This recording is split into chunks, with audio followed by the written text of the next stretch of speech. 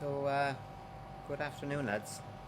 Hello from a place called Kaikoura, which is on the east coast of New Zealand's South Island, known as where the mountains meet the sea. As you can imagine from that phrase, it is quite spectacular. I suppose today I'd like to talk about something that I've been observing over the last while. And I suppose I'll start by saying I am a heterosexual man. I am a heterosexual man. So I said that twice because it's relevant to the story.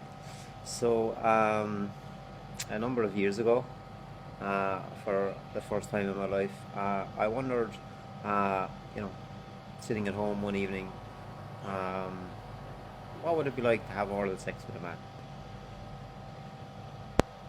And based on that thought, I went into probably something that could be called fight or flight mode. So I was attending counselling at the same time for some other reasons. And when I arrived to my next counselling session, we picked up where we left off. But I said to the counsellor, I want to talk about something else today.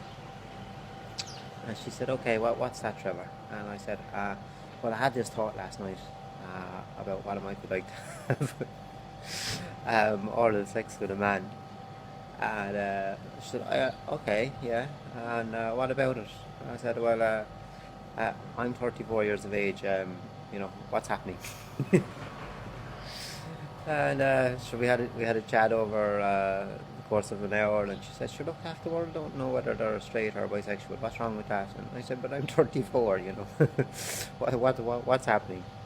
Um, and I suppose, yeah, over the coming weeks, we talked about it a bit more, and it was curiosity, a thought, imagination. Um, and looking back now, it was, I suppose, the maybe suppressed curiosity of teenage Trevor. I suppose I've spoken about, um, being in touch with my teenage self over the last while, but I didn't see that at the time. And the fact that I had been attracted to women all my life, and still am. Was completely eliminated from any thought. All of a sudden, oh shit, here's a thought, and I could be gay, which, as I said, sent me into fight or flight mode at the time. And yeah, I suppose, look, as I said, over the coming weeks in counselling, we relaxed a little bit, and yeah, just I don't know, get back down to earth, or began to allow curiosity to flow through me, I suppose. But even just in recent times, I read a book um, by a New Zealand lady, and it was called Turning Boys into Good Men, and it was a study on school boys in New Zealand. And some of the findings were relevant to the story, I suppose, and relevant to my own experience. And one of the findings was that uh, the biggest insult to boys is that they might be gay. Um, what was another one? Boys fear that being gay is something they can catch. Um, there was many others, and I'll post a picture from the book after this video. But I suppose upon reading that, I can say I was a 34-year-old boy, I suppose, who probably was maybe had